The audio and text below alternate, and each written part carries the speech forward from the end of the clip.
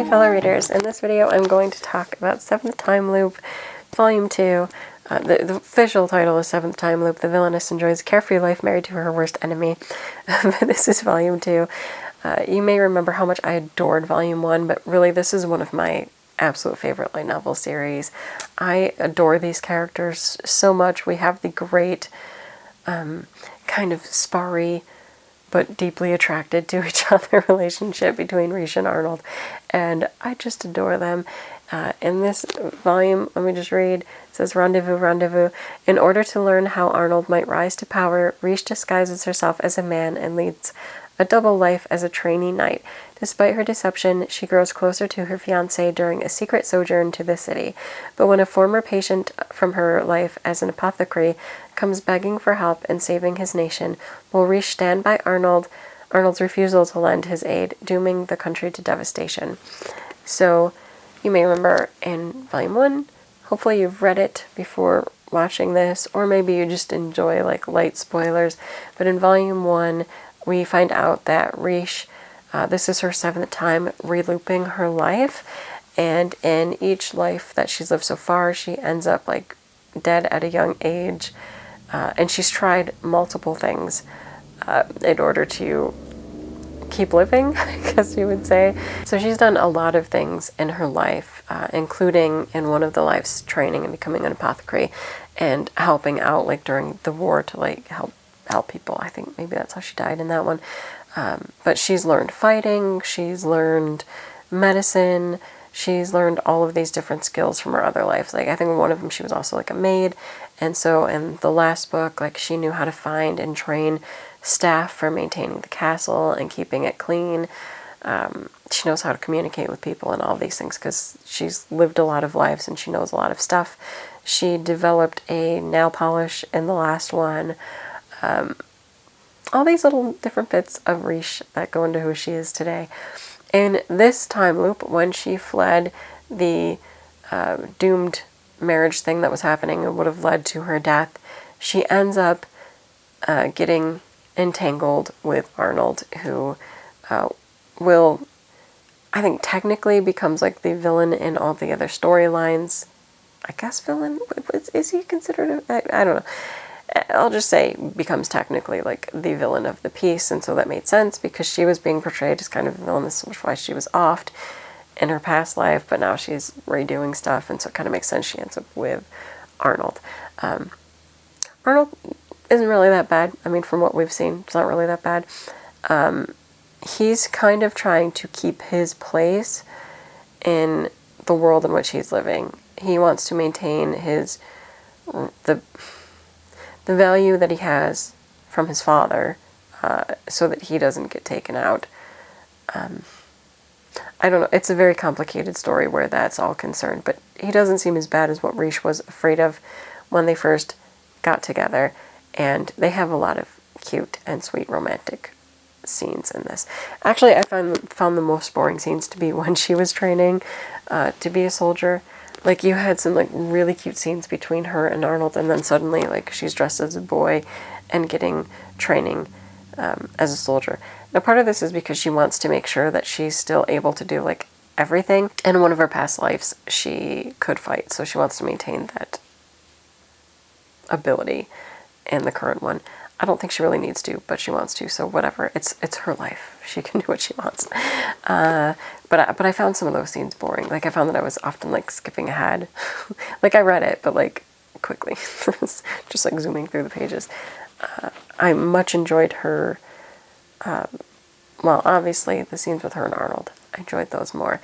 But then also, we do meet the people from our past. So one is, I believe he's the prince, I'm going to get titles wrong, of one of the countries, I think more to the north, who is very unhealthy, and that's part of what she did in a past life was, with her apothecary work, was working on curing his illness, and he's the one that we see here, I believe. The main apothecary that she trained under also is in this story, and she fears for him because he might be attempting a plot that would backfire on him and get him killed by the Empire, hence Arnold's company. So Raish having this backstory with them that none of them are aware of, but she's aware of, she wants to help those two. And I liked the scenes, again, where Raish is connecting with them and getting to know them. Obviously, like, romantically, I like the scenes with her and Arnold. But for those two characters, it's imperative that she connects with them, and then she's trying to find a way for Arnold to help them so that they're not overtaken by, I think there's another country that will end up in a war in the end, but I think they're trying to move in on the main country here. And so they were looking for help, and also I think support for him, because he doesn't get a lot of respect, I think due to his health, if I'm remembering correctly. But it's a whole, like, tangled web, right? But Raish wants to help them. But Arnold's like, no, I can't help them because I think it'd be like a symbol of weakness, and then his father wouldn't respect him or something. So it's like, no, my father would look at this country as not having value and just move in on it. So I cannot act in the way that you want me to act, because if I do, my father will be the one that takes over this country instead of the other one. So they have to find something of value that they can give us, so then we'll protect them because they have value to us, if that makes sense. Like, I think I've just now explained what it is better than before, but essentially, like, that country, there's not much that it has to offer. Well, it did in the past, but it gets kind of revealed that they don't really have that anymore. And so then it's like, oh, then you're valueless. But then they're also not, I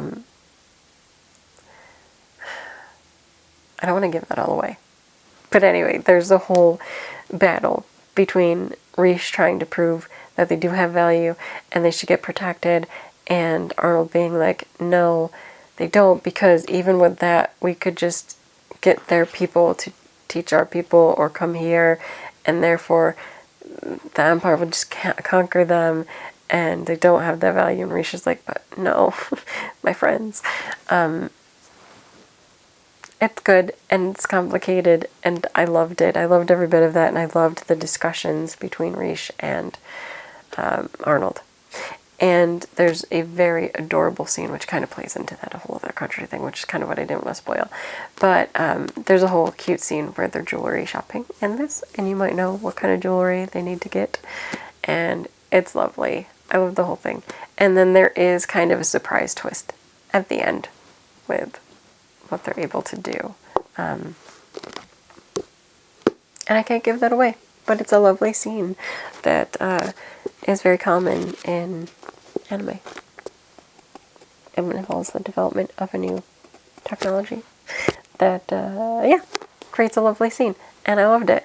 And this is still just one of my favorite series, and I can't wait to go on to Volume 3, which I think I have in my TBR pile, because I literally cannot wait to continue this series. They make me so happy. I love this series so much. And I love the insert artwork as well. Like, this gives me visual novel vibes when I look at this, like this Otome game territory. It's just so much fun. I love it. I would recommend it if you, again, like that kind of shoujo flair, like time loop, villainess, light novels, which I do. Like, sorry, I love them. I don't even know why. I love the villainess stories with time loops, or just recreating their character. It's just great. It's just great. I think it adds a fun dynamic that I enjoy reading. So there you have it. That's it for this video. Until next time. Bye.